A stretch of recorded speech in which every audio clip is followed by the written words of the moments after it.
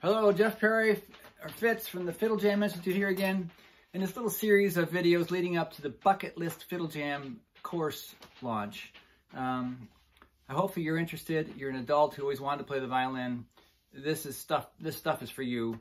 In the first video, I've talked about your desire, your opportunity. You've never quite had it. Maybe now is your time. I say do it. You can do it. Anybody can do it at any age. It's never too late. It's not that hard.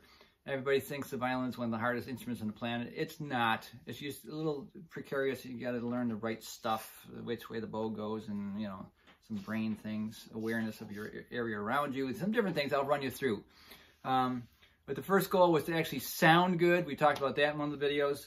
Another goal is to not hurt yourself. You don't want to be going to the chiropractor because you're playing the violin. And I have a chiropractor on board here who's going to be approving any stretches or exercises that we do to make sure we don't hurt ourselves. Sorry, Dr. Rob.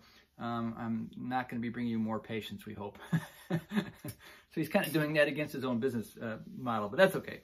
He's into helping people. So what can you do with this? I keep saying I'm going to have you play at least one song in 1 month and have you do it with good tone, good intonation. And intonation is, by the way, just when you put your fingers in the right spots, because nobody wants to be hearing the stuff that sounds bad, even if it's a good sound and not scratchy. There's a couple different ways to do that, and that is there's a finger sticker available where you can kind of see with lines where to put your fingers. That helps. Training your ears is the most important thing, and I got some special tricks to help you do that. Kind of a DIY intonation trainer I share in the course. So what is this song? I played it a couple times at the beginning. Here is the goal. I wrote the song just for this course. I realized that it was kind of a home run technically, and it sounds like it's a lot more than it is. I wrote this after teaching a 6-year-old, actually. I bet any beginner can do this, an adult or anybody. What it is just 2 fingers, the first and the third finger. We'll learn all about these things in the course. And the basic melody is this.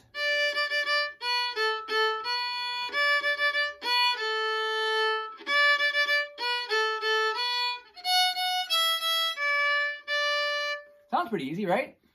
Almost sounds kind of childish. If you speed it up a little bit, it becomes more of like a bluegrass song.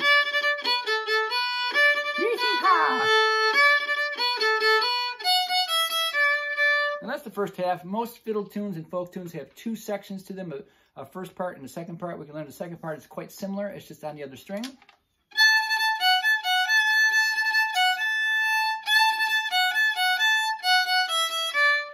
A little ending. Same ending as the first part. And a lot of fiddle tunes do that. If you're into the bluegrass thing and want to continue, we can teach you more of that, more songs after the first month. You have plenty of opportunities and ways to choose whether you want to play in church and learn gospel songs, or, like I said, bluegrass, or rock and roll, or blues. I have a whole blues course. I love blues and jazz. It's my thing as a player, as a professional player, as a professional improviser. It's kind of my thing. People pay me to make up stuff. That's kind of cool, isn't it? You can go there. It's not hard either. There's a lot of blues scales and stuff that can be played with just 2 fingers in the violin.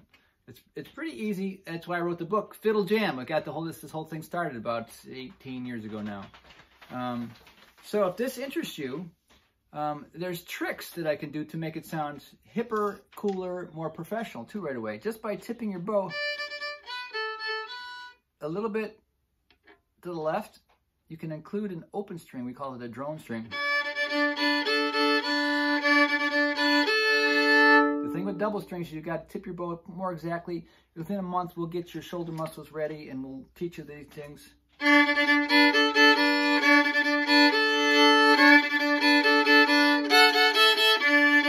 Still the same exact 2 fingers, but we tipped our bow to hit an open string. It's these special fiddling secrets that I reveal in the course. You can do this too. And I hope this is interesting to you and you're really thinking about it, because I'm going to release this course in probably the next couple weeks. So stay tuned for more.